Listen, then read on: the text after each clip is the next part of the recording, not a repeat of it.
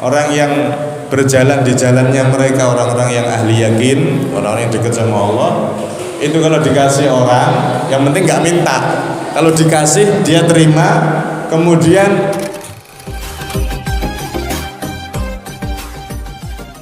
Bismillah, alhamdulillah, wassalatu wassalamu ala rasulillah Sayyidina Muhammad bin Abdullah wa ala alihi wa sahbihi wa mawala wa la hawla wa la quwwata illa billah.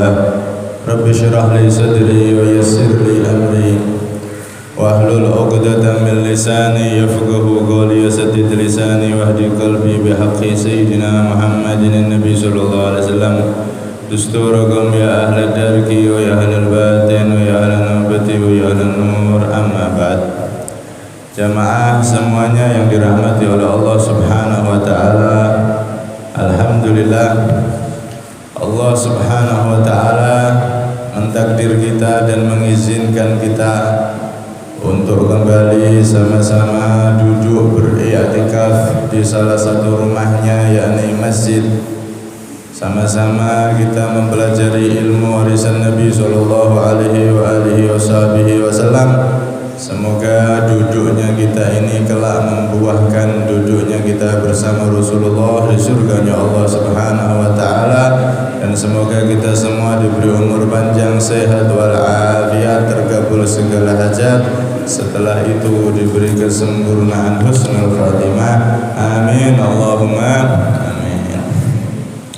Jamaah semua yang dirahmati oleh Allah Subhanahu wa taala, melanjutkan hadis yang ke-31.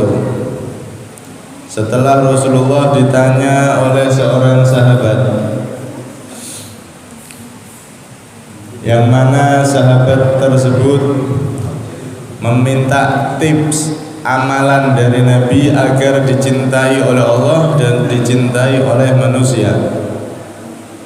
Pada pertemuan kemarin, resep tips agar dicintai oleh Allah yaitu zuhud terhadap dunia. Jangan sampai tergila-gila terhadap dunia sehingga kita lalai sholat kita, lalai ibadah kita, dan seterusnya. Yang kedua, resep bagaimana kita dicintai oleh sesama manusia. Maka Nabi SAW melanjutkan sabdanya, wazhad fima indan nasi yuhibbakan nas. Wazhad, dan zuhudlah kamu, menghindarlah kamu, fima, di dalam sesuatu, indan nasi, yang berada di sisi manusia. Yuhibba, maka akan mencintai ka kepada kamu, an-nasu, itu manusia. Jadi di bagian yang kedua ini, resep agar kita dicintai oleh sesama manusia, hendaknya kita zuhud, menghindari sesuatu yang dimiliki oleh orang, alias jangan suka sering minta bantuan orang. Orang itu punya watak cinta terhadap harta. Manusia itu punya watak cinta terhadap harta dan seterusnya. Ada watak seperti itu tuh ada. Kalau kita mengganggu harta mereka, walaupun dengan hutang, itu akhirnya kadang-kadang bisa menjadikan berkurangnya rasa sayang, rasa cinta terhadap sesama. Nek utangnya keseringan, utang terus, utang, apalagi minta. Nih, apa nek utang kok gak bayar, wes utang ditagih angel. Akhirnya yang semula dulu berteman karib kadang-kadang bisa gak sopoan gara-gara masalah utang piutang yang gak beres, atau karena hal-hal yang intinya itu kita ganggu harta orang, itu bisa menyebabkan kita tidak dicintai oleh orang. Karena itu nek pengen dicintai oleh orang, dicintai oleh manusia, resep dari Nabi, jangan suka minta bantuan ke orang. Itu resepnya. Berarti kalau orang itu suka sering minta bantuan orang, maka dia akan semakin tidak disukai. Wong nek keseringan terkenal utang, terkenal jalukan, wah enggak disenengi wong. Karena itu seorang ahli hikmah yang bernama Luqmanul Hakim alaihissalam, beliau itu berguru kepada 1000 nabi dan punya murid 1000 nabi. Masya Allah ini. Tapi beliau tidak menjadi nabi karena dulunya beliau seorang budak. Sedangkan nabi itu tidak berasal dari kalangan budak. Gak mungkin Allah ngangkat seorang nabi dari kalangan budak. Makanya beliau pernah berguru ke 1000 nabi, terus mencetak santri jadi 1000 nabi. Masya Allah ini. Terkenal nasihat-nasihatnya, kalam hikmahnya, sampai di Al-Quran itu ada surat Luqman. Nah, di antara nasihat beliau itu menasihati putranya, ya bunayya, wahai putra tercintaku, inni hamaltu as-sakhra wal hadid falam ara syai'an athqala minad dain. Wahai anakku, aku ini sudah pernah jadi kuli, ngangkat batu, ngangkat besi yang berat-berat. Tapi pengalaman hidupku yang terberat bukan ngangkat itu. Yang terberat itu kalau punya hutang atau cari hutangan, itu abot. Nek wis diutang nyaure niku walah abote ndak karu-karuan. Ini beliau, karena dulu beliau seorang budak. Budak ya kerjaannya kasaran, ndak karu-karuan ya. Di sini nasihat anaknya, kalau bisa jangan sampai hutang. Nek iso, kecuali nek kepepet wis beda lagi nggih. Wa akaltut thayyibat wa anaqtul hisan falam ara syai'an aladda minal afiyah. Dan aku, wahai anakku, sudah melalui panjangnya hidup. Aku sudah makan makanan yang enak-enak, pernah sudah. Kemudian segala kenikmatan itu sudah aku rasakan, maka enggak ada yang paling lezat daripada kesehatan. Sehat itu paling nikmat.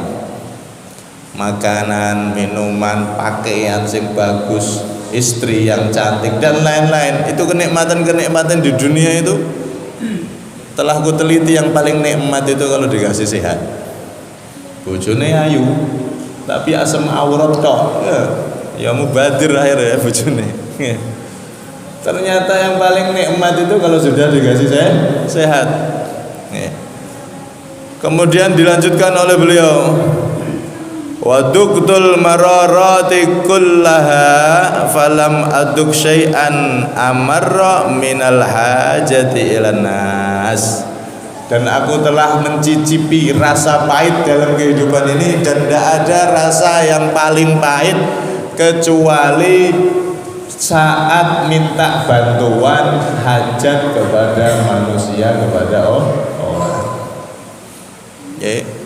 Nek wis urusane kali wong minta bantuan, itu wis paling pahit sudah. Yo nek pas ketemu sama temen atau orang yang dermawan, wah enak wae. Kepepet gak punya uang, utang karena memang kepepet. Nek ketemu orang yang dermawan, orang yang gampangan, enak. Tapi kalau ndak pas nemu wong simpel itu, alah gak diutangi, malah dionen-oneni. Niki utang, apalagi kok minta. Maka itu satu hal yang paling pahit. Karena itu kita diajari oleh Nabi sebisa mungkin, kecuali memang benar-benar kepepet, kerjaan sudah buntu semua, memang harus untuk menyambung hidup, untuk supaya dapur bisa mengepul, terpaksa utang buat nopo-nopo. Tapi kalau memang belum kepepet, masih bisa usaha, sebisa mungkin jangan pernah minta bantuan kepada siapapun. Dilakoni mangan seonone, mangan ora mangan sepenting kumpul. Lek cara Jawa kan ngoten. Nggih. Mangan ora mangan sepenting kumpul, sehat awake. Nggih. Nah ini makanya suami istri harus disatukan visi misinya. Bisa seperti itu tuh kalau klop, nek suami istri itu klop. Nek istrinya pengen mewah-mewah, ternyata pas suaminya kerjaannya seret, ya repot wes. Ini makanya perlu penting disatukan visi misinya. Suami istri itu bersatu dalam rumah tangga bukan untuk mengumpulkan harta, tapi mengumpulkan ridhonya Allah, mengumpulkan pahala dari Allah Subhanahu wa Ta'ala. Nanti ketika berjalannya rumah tangga, pas seret rezeki ini tetap bisa saling mendukung. Pas akeh rezeki ini tetap saling mendukung untuk nambah amal dan seterusnya dan seterusnya. Nek wis urusan minta bantuan ke orang, wah ini repot. Itu paling pahit kata Sayyidina Luqman Al-Hakim. Karena itu seorang ulama besar di zamannya Al-Imam Al-Qutub Al-Habib Ali bin Muhammad Al-Habsyi, dari salah satu sadaba Alawi itu, beliau pernah ketemu sama seorang ulama besar Shalih bin Abdullah Al-Attas. Beliau mengatakan, ma asasu tariqatil qaum. Beliau bertanya dalam mimpi ini, wong soleh ketemu orang soleh. Kan dalam hadis disebutkan Nabi, idak tarobaz zaman lam takat ru'yar rajuli takdzib, kama qala Nabi SAW. Kalau sudah akhir zaman, maka mimpi orang yang soleh itu tidak meleset. Wong soleh ahli ibadah mimpi ketemu orang soleh. Nah dalam mimpinya kesempatan tanya, wahai imam, apa sih thariqah atau jalannya orang-orang mulia zaman dulu sehingga mereka bisa menggapai ridho Allah, kedudukan tinggi di sisi Allah? Jalannya para wali orang-orang dulu itu gimana? Maka dijawab oleh beliau, syai'ani, ada dua hal. Ahaduhuma dhahir wal akharu batin. Ada dua hal, yang pertama itu dhahir, yang kedua batin. Yang dhahir apa? Fadhahiru al-istighna fal istighna 'anil nas. Yang dhahir yaitu tidak minta bantuan kepada orang. Enggak sering-sering minta bantuan orang. Pokoknya ditangani sendiri sudah. Enggak mau berkeluh kesah sama siapapun. Cukup itu urusan pribadi, urusan keluarga sama istrinya, enggak mau ngerepoti tetangga dan lain-lain. Nih orang dulu jalannya. Yang kedua, ubudiyah mahdhah, penghambaan yang murni kepada Allah, ikhlas kalau ibadah. Ini orang dulu mendapatkan derajat tinggi di sisi Allah dengan dua hal ini. Ringkasnya itu, satu, ibadahnya benar-benar ikhlas. Nomor dua, tidak pernah ngerepoti tetangganya atau orang lain. Terus ditangani sendiri. Bahkan idza tusibka khososatun fatajammali, ada di syair itu ya. Sifat orang-orang yang beriman itu di zaman Nabi, para sahabat itu, walaupun seharian belum makan. Sayyidina Abu Bakar itu kan pernah keluar gara-gara kelaparan, di rumah ada orang makan. Tapi nggak ada yang tahu kalau beliau kelaparan. Walaupun dalam keadaan yang kekurangan, tapi ketika keluar kayak wong duitnya akeh. Walaupun masalahnya banyak, ada duit belas, tapi kalau sudah keluar, penampilannya rapi, kayak orang uangnya banyak numpuk. Artinya nggak ngetokno melase gitu loh. Itu orang beriman tuh begitu. Ojo gak ada duit, metu, ya Allah, raine diketok-ketokno melase, dak karu-karuan. Ngetok-ngetoknya gak ada duit. Orang yang beriman itu walaupun tidak punya, keluar kayak orang kaya. Tidak menampakkan kekurangannya, ditangani sendiri, dicari solusi sendiri. Diempet nek basa wong riyen niku diempet. Bahkan kalau ulama-ulama itu mereka sakit itu loh, tidak ada yang tahu, keluarganya tidak tahu. Sakit Itu tidak ada yang tahu. Dia sendiri yang mengetahui sakitnya itu. Bojone dhewe gak ada. Karena tidak mau ngerepotin orang. Kalau sudah tahu sakit, nanti akhirnya ngerepotin, minta tolong belikan obat ini itu, ngerepotin wong, minta bantuan ke orang. Padahal bojone dhewe. Sampai ada yang seperti itu. Ulama sakit, mereka sakit itu istrinya tidak ada yang tahu kecuali sakit parah pas akhir hayatnya baru tahu ternyata mengidap penyakit ini. Subhanallah. Itu apa? Cara hidup mereka orang-orang soleh dulu mendapatkan kedudukan yang tinggi di sisi Allah. Satu, ibadahnya ikhlas. Nomor dua, mereka tidak sedikit-sedikit minta bantuan kepada orang lain, apalagi bantuan harta. Tidak. Mereka menjaga diri sepenuhnya.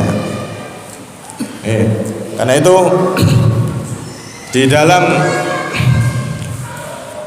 cerita itu Sayyidina Imam Ahmad bin Hambal itu kan dulu ketika hidup kena fitnah sehingga beliau itu dianggap oleh pemerintah saat itu adalah ulama yang salah, atau bahasa sekarang ulama radikal. Imam Ahmad bin Hambal ini dianggap sebagai orang yang salah, ulama yang salah, nggak bisa dibuat panutan, padahal beliau hafal sejuta hadis. Nah, ketika fitnah itu sudah berlalu, akhirnya ketahuan ternyata Imam Ahmad bin Hambal ini cuma difitnah. Beliau akhirnya pulang dengan aman ke rumahnya. Sebelumnya beliau diburu-buru, ditangkap, bahasa sekarang itu dijadikan DPO, orang yang diburu-buru sama polisi, sama aparat pemerintah. Tapi setelah kasus beliau clear, ternyata beliau nggak salah, cuma difitnah. Beliau pulang ke rumah dan akhirnya orang-orang yang terhasut fitnah itu mereka berduyun-duyun datang ke Sayyidina Al-Imam Ahmad bin Hambal untuk minta maaf, bawa oleh-oleh macam-macam. Bawa uang, bawa ini macam-macam, sampai akhirnya dihitung itu uang dari orang-orang yang datang itu dihitung oleh pamannya nyampe khamsina alfa dinar, terkumpul sampai 50.000 dinar. Satu dinarnya itu 2 juta sekian, 2.300.000 atau 400 kali 50.000. Ayo pinten M niku. Wis kalkulatornya sampai bingung noleh saking akeh. Itu terkumpul uang sebanyak itu. Tapi apa yang terjadi? Uang sebanyak itu yang datang semuanya dikembalikan oleh Imam Ahmad bin Hambal. Dikembalikan pada orangnya masing-masing, sampean ambil lagi, sampean berikan sama tetangga sampean yang membutuhkan. Subhanallah, tidak satu keping pun dinar yang diambil oleh beliau. Saking beliau itu menjaga benar-benar tidak mau merepotkan tetangganya atau orang lain ini. Akhirnya tambah dicintai sama kaumnya, tambah dicintai sama masyarakatnya. Niki kelasnya Imam Ahmad bin Hambal radhiyallahu anhu arda. Ada juga cerita orang yang dia ini ibadah di depan Ka'bah gitu. Kelihatan orang nggak punya sajadah wis lusut. Akhirnya ada orang soleh lewat pas haji gitu, sangone akeh. Saknone wong iki. Akhirnya beberapa dirham itu dikasihkan ke dia. Mohon maaf Pak, niki hadiah dari saya, sampean terima. Mohon diterima. Dengan sopan begitu, ditaruh di atas sajadahnya orang itu. Tiba-tiba orang itu menatap ulama yang ngasih itu sambil melotot gitu, kayak tidak suka gitu. Akhirnya dia pergi, sajadahnya diambil, uangnya berserakan. Akhirnya dijukui meneh bagian ini kok. Ternyata gak gelem dikasih sama orang, tidak mau dibantu sama orang. Masya Allah, ini orang-orang dulu itu seperti itu Pak. Mereka tidak mau merepotkan siapapun. Akhirnya mereka dicintai sama orang-orang yang ada di sekelilingnya. Bahkan mereka yang suka bantu terhadap orang-orang yang ada di sekelilingnya. Itu para wali songo itu. Dulu dakwah, bukan dapat amplop. Nah saat ini kan dakwah untuk amplop dijemput, wes manjane ndak karo-karuan. Wes dijemput, nginep difasilitasi, makanan enak, mau ayam goreng ada, lele goreng ada, paus goreng enak, semacam-macam. Nah, orang dulu ndak, dakwah itu mengeluarkan harta, mengeluarkan uang, mengeluarkan tenaga, mengeluarkan kendaraan, semuanya biaya sendiri. Bayangkan Wali Songo itu dulu pas hutan semua, dakwah ke sana kemari dengan biaya sendiri. Ya, itu kalau bukan orang-orang yang benar-benar tulus, ikhlas, tidak mungkin kuat. Makanya jadilah Wali Songo. Nah, kelasnya kita orang ini dilahirno akhir zaman karena nek didadekno wali gak kuat. Kita orang ini wong akhir zaman, wong manja-manja. Karena itu disinilah kita bisa introspeksi diri. Ternyata kita itu jauh dari orang-orang soleh itu amalannya, masih jauh. Jangan merasa kita sudah jadi orang hebat, kita sudah jadi wong sing soleh, sing merasa apalagi kok sudah merasa jadi walinya Allah Subhanahu wa taala. Kita ini masih jauh dari cara hidup orang-orang dulu. Ya ada orang zaman sekarang yang niru orang-orang dulu tuh ada.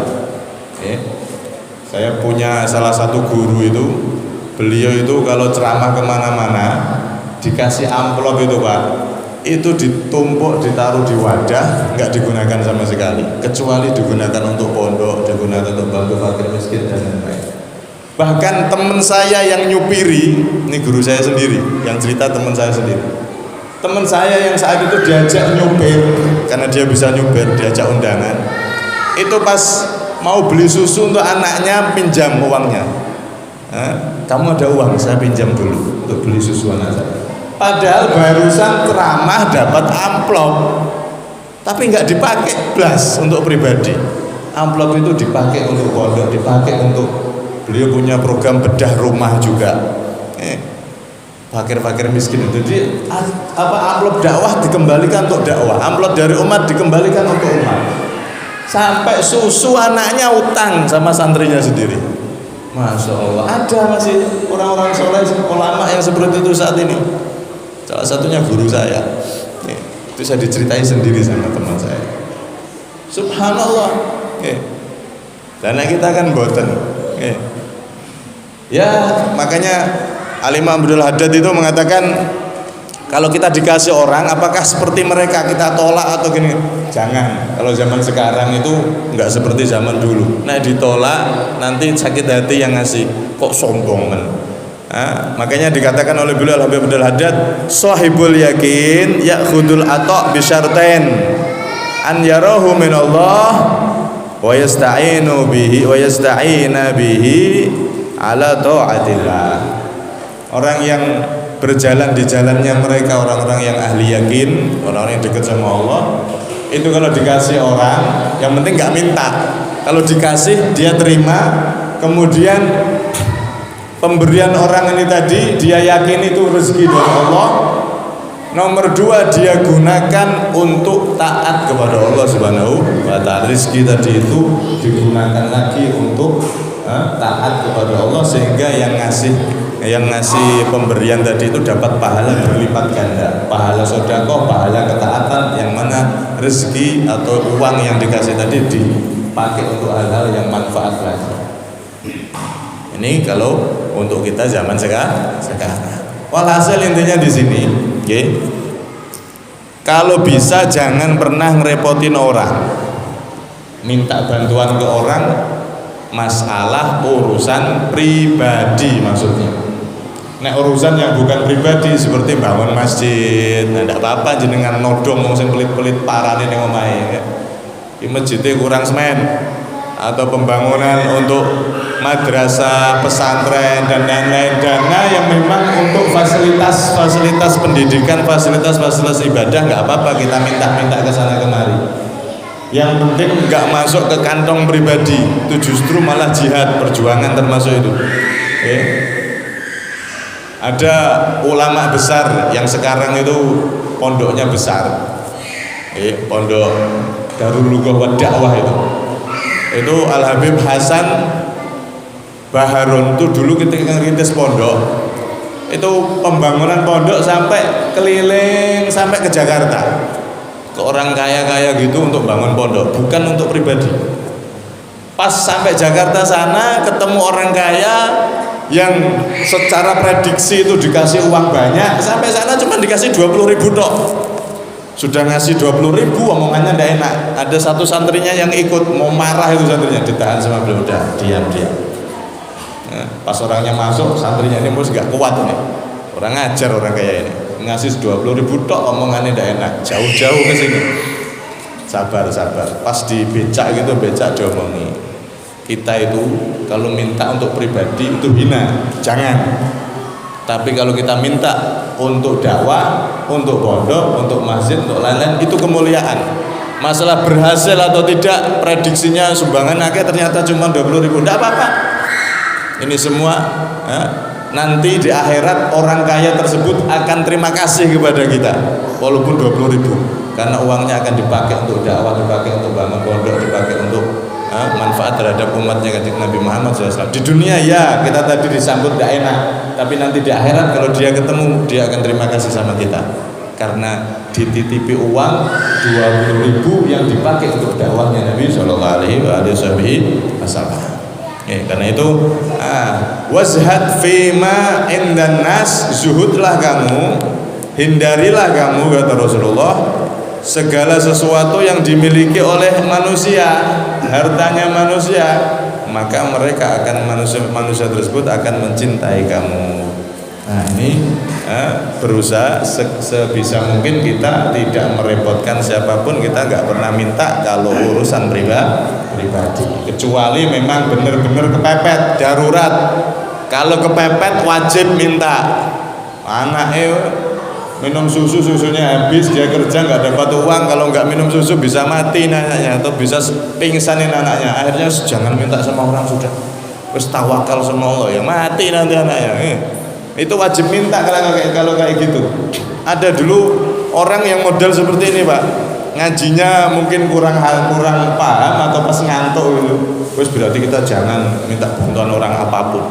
Lah pas darurat anaknya kelaparan, dia nggak mau minta ke tetangganya atau utang, nggak mau, karena nggak mau merepotkan orang. Ngamal hadis ini. Akhirnya suara anaknya nangis semakin keras, tangisannya semakin keras. Tetangganya orang kaya yang soleh dengar, doa anakmu kok nangis terus, kenapa? Menengai. Akhirnya tanya sama ibunya, Bu, kenapa anak sampean itu? Akhirnya jawab, gimana lagi, dia belum minum susu kami habis, sudah hampir dari pagi sampai siang, sudah hampir seharian dia belum minum susu. Akhirnya dimarahin, lo sampean ini gimana? Kalau sampai terjadi apa-apa sama bayinya sampean, saya ikut dosa. Kalau seperti ini sampean wajib untuk minta bantuan kepada tetangga dan lain-lain. Kalau pas darurat sudah nggak ada jalan lain dan memang keluarganya membutuhkan, anaknya membutuhkan makan, kalau tidak bisa pingsan atau bahkan meninggal, maka wajib kita ngerepotkan umatnya Nabi, wajib kita ngerepotkan orang lain, baik hutang atau minta. Itu wajib hukumnya. Nggak boleh minta ini tadi kalau memang masih dalam keadaan yang terkendali, bukan keadaan yang darurat. Nah, ini tentang resep bagaimana agar kita menjadi orang-orang yang dicintai oleh sesama manusia. Intinya menungso niku nek diminta terus, Pak, minta terus, direpoti terus, niku akhirnya sumpek. Beda sama Allah. Kalau Allah itu semakin diminta semakin senang. Gusti Allah itu sangat cinta kepada seorang hamba. Kalau minta sama Allah itu ndriwel terus ndak henti-henti gitu. Minta doa sama Allah enggak, ya Allah saya minta, ya Allah, ya Allah, ya Allah, itu malah Allah senang.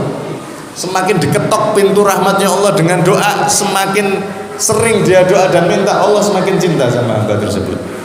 Beda sama manusia, nek diketok sekali tok nyuwun sewu, kula tak utang. Tok nek 2 kali, tok 3 kali, 10 kali, semprot langsung nggih. Itu bedanya. Kalau manusia itu semakin direpoti, semakin dia itu enggak suka. Tapi kalau Allah direpoti, dimintai, malah semakin ridho, semakin cinta. Karena itu berusaha kita untuk tidak menjadi orang yang sering suka minta bantuan sana sini urusan pribadi. Kalau bukan urusan pribadi boleh. kita minta untuk perjuangan masjid, perjuangan pondok, perjuangan madrasah, pendidikan fasilitas untuk umatnya Nabi Muhammad, maka boleh-boleh saja itu.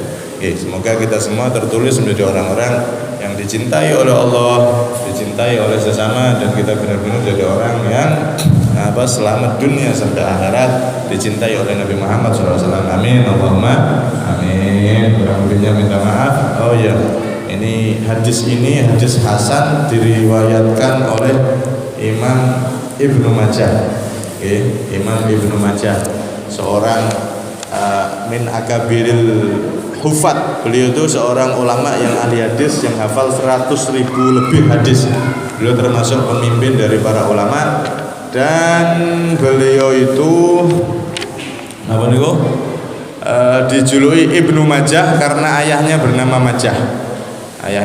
Majah. Kemudian beliau ada mengatakan Majah itu nama ibunya. Beliau lahir di tahun 209 dan wafat di tahun 293. 209 wafat 293. Ini matan daripada Arba'in Nawawi kita terangkan sedikit karena memang dicatat oleh pengarang kitab ini sehingga enggak terlewatkan. Insyaallah pertemuan depan kita masuk ke hadis yang baru, hadis yang ke-32. Semoga kita semua panjang umur, sehat walafiat, dan ini menjadi ilmu yang manfaat untuk kita semua di dunia sampai akhirat. Amin, Allahumma amin. Kurang lebihnya minta maaf. Assalamualaikum warahmatullahi wabarakatuh. Bismillahirrahmanirrahim.